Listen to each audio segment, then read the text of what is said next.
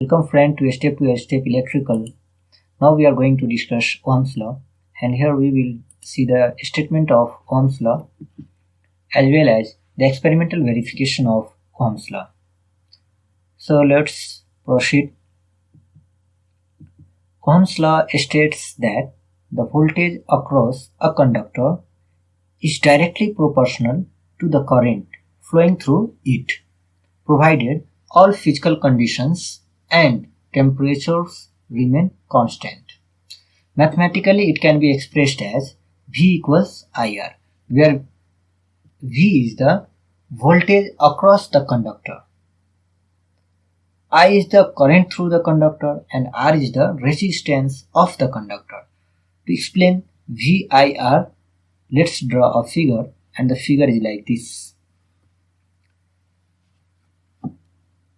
Here we have a voltage, DC supply voltage with an EMF of V. As we connect a conductor across this supply voltage, and the conductor has a resistance R.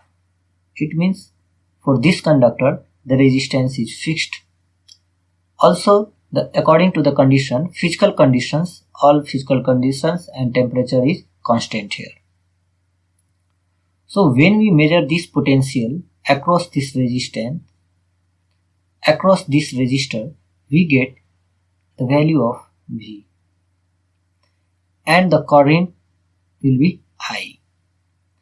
As we increase the value of voltage, the value of current also increases, and we will verify it experimentally in experimental verification. Now we are going to verify Ohm's law with the help of virtual lab. So let's proceed and verify the experimental verification of Ohm's law.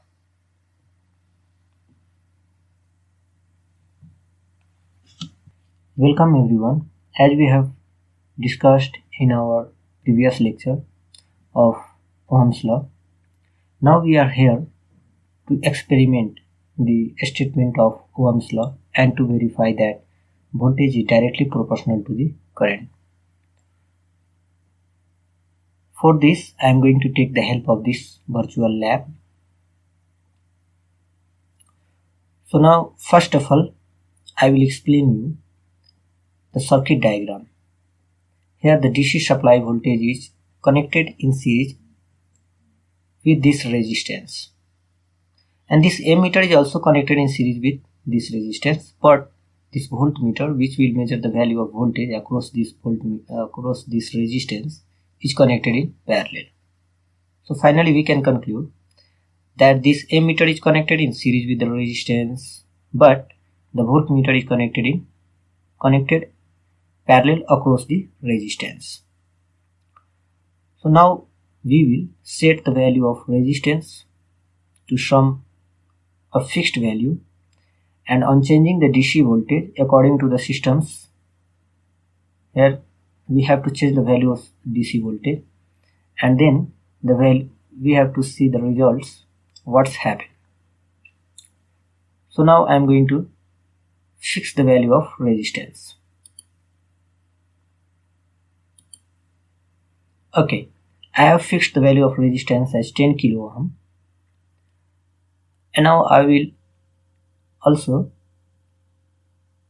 start from zero voltage. So the value of DC voltage is 0, and here I will increase the value of voltage, and simultaneously I will add them in the table here. So I will increase the value of DC voltage here. Okay, the value of voltage is 4 volt, and the current flowing through this resistance is 0.4 milliampere. Okay, again let me increase. Now the value of voltage is 6 volt, and the value of resistance is resistance is 0.6 milliampere. Okay. Now the value of voltage is 9 volt and the current through this resistance is 0.9 milliampere, which is shown by this ammeter.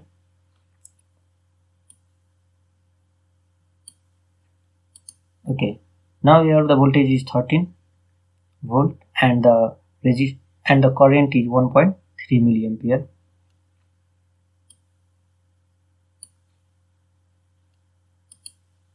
Here the voltage is 18 volt and the current through this resistance is 1.8 milliampere. Now the voltage is 24 volt and the current supplied is 2.4. The current passing through the resistance is 2.4 milliampere. You can plot more than up to 30 volt, but I am quitting up to here. And now on plotting this on the graph, we will get this result. Here the result is at 4 volt. At 4 volt we have 0.4 milliampere current. Now at 6 volt we have 0.6 milliampere. At 9 volt we have 0.9 milliampere, and at 13 volt we have 1.3 milliampere, and at 18 volt we have 1.8 milliampere, and at 24 volt we have 2.4 milliampere. And on joining all of these lines, here our result is a straight line. This signifies that the voltage and the current are directly proportional to each other only if all the physical conditions are constant as well as the temperature is constant. Hope see you in next video. Thank you.